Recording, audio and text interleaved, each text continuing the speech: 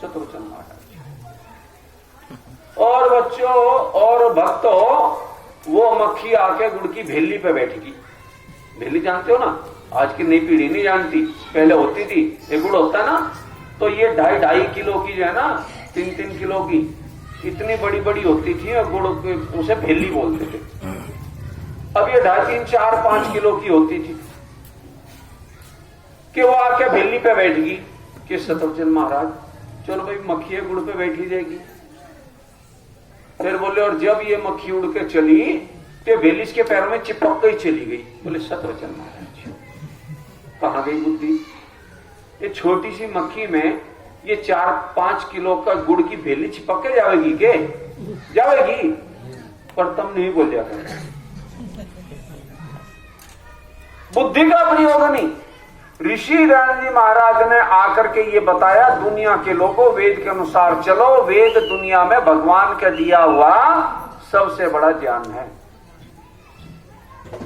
वेद ही धर्म है, जो वेद में क्या उसके अनुसार जीवन चलाओ, वही धर्म है। ठीक है ना? तो उसी ओर जाना है। एक बार वो याद करो, कल मैंने एक पाठ पढ़ाया था आपको। बताओ आपका नाम क्या है और आपका कर्म?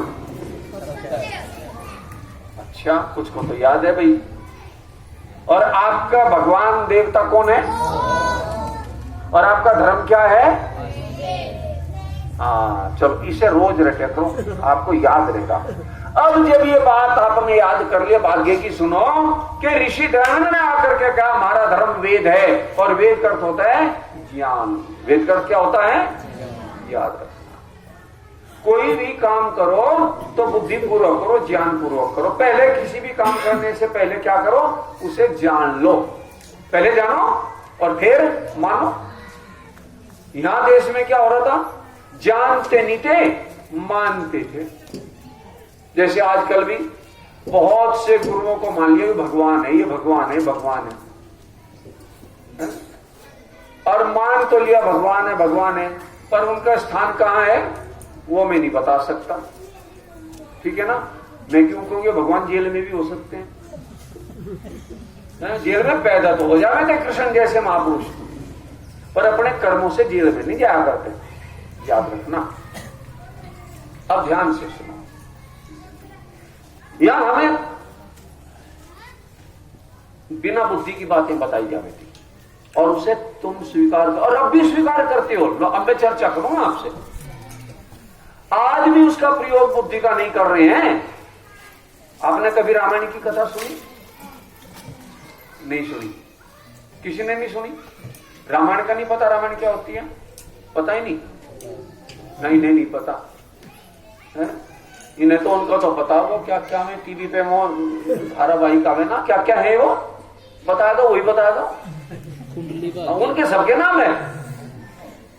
अब सुनो, देखो ऋषि दयानंद का हमारे लिए सबसे बड़ा महत्व क्या है कि उन्होंने हमें पाखंडों से, अंधविश्वास से, ठीक है ना, और गलत बातों से बचाया। कैसे बचाया? अब वो सारे ध्यान से सुनो। रामायण की बात सबसे पहले आपके साथ करता हूं। सामने देख भाई, रामायण की बात सबसे पहले सुनो। रामायण में आपने एक बात सुनी है, और सबने सुनी हो, और रामायण आती थी ना टीवी पे, वो भी देखी है तुमने, और रामलीला में हुआ करती थी, वो भी देखी है। तो क्या बताया? ये बताया कि जो सीता जी थी ना, सीता जी का स्वयंवर हुआ था। क्यों जी? याद है आपको? आ गया होगा सबको याद? क्यों माता हो? सीता का स्वयंवर याद आ गया ना? हाँ, तुमने भी रामलीला में बहुत धोती दी होंगी सीता के ब्याह में। हाँ, चलता था ये। वहां पे आपको जो बताया और जो ऋषि दयानंद ने बताया उसमें तुलना करो। ऋषि दयानंद ने हमें बुद्धि का प्रयोग करना सिखा दिया। यहां कथाकार क्या सुनाते थे, आज भी वही सुनाते हैं कि रामलीला हो और चाहे कहानियां हो, किससे हो। कहने लगे वहां पे बहुत बड़ा स्वयंवर हुआ, और उस स्वयंवर में क्या हुआ था जी? बता दो। क्या शर्त रखी थी? और वहां कितने राजा महाराजा हुए थे? बहुत आए थे। ठीक है, ये कहानी सुना और कहानी में ये बताया कि भाई जो भी कोई एक धनुष रखा है बहुत बड़ा, जो इस धनुष को उठा देगा और इसकी जो डोरी है ना, डोरी बोलते जो इस पे ये डोरी चढ़ा देगा, उसके साथ सीता का क्या हो जाएगा। ठीक है जी, अब ध्यान से सुनो, वहां क्या आपको सुनाया, वहां ये सुनाया कि धनुष कितना बड़ा था जी। धनुष था 100 योजन, इतना बड़ा था। कितना बड़ा था जी? अब योजन आप नहीं जानते, जमाना बदल गया। जैसे नई पीढ़ी कोस नहीं जानती, पुराने लोग जानते हैं कोस आकृति। तो वहां लिखा 100 योजन। 100 योजन का था, एक योजन में 4 कोसों में थे। एक योजन में 4 कोसों में थे और एक कोस में 2 किलोमीटर हुए। एक कोस में 2 किलोमीटर हो गए। तो एक कोस में 2 किलोमीटर, तो एक योजन में 4 कोस में कितने हो गए? लगवाई साहब 8 किलोमीटर। और कितना बड़ा धनुष था? 100 योजन का। अब कितना बड़ा हो गया जी धनुष? 800 मीटर, किलोमीटर जी। अब अंदाज लगाओ, दिल्ली कितने किलोमीटर था भाई? 200 किलोमीटर। दिल्ली 200 है और धनुष इतना बड़ा था कि 800 किलोमीटर बड़ा धनुष है।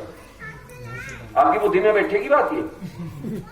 वो जनकपुरी जिसका राजा था, वो जनकपुरी थी कि 800 किलोमीटर लंबी छोड़ी, और वो एक जगह रखा था, फिर जनता भी बसती होगी। ये आपको कहानी सुनाई, ये थे गप्पे। और इतना ही नहीं, इससे आगे सुनो। माता जी तू ना बोल ले, उसे मैं संभाल लूंगा। अब आगे सुनो हे माता। अब आगे क्या हुआ? तुलसीदास ने लिखा चौपाई। आप सुनते हो ना, राम तुलसी की रामायण तो आप खूब सुनते हो, गांव में पाठ भी हो, तुलसी का पाठ हो, भाई रामायण का, रामचरित का पाठ हो रहा। वहां क्या लिखा है? वहां ये लिखा कि वहां हजारों राजा आए हुए थे और हजारों राजा जो वहां बैठे थे और कोई भी धनुष को हिला भी नहीं सका। तोड़ना तो बहुत, हिला भी नहीं सका। तो उन्हें धिक्कारा है कि तुम सारे के सारे जो है ना नपुंसक हो गए, कायर हो गए, तुम क्यों बैठे हो। ये बात सुन के सारे राजाओं में जोश आ गया। और वहां तुलसीदास जी ने एक चौपाई लिखी, वो सुनो। भूप सहस 10 एक ही वारा,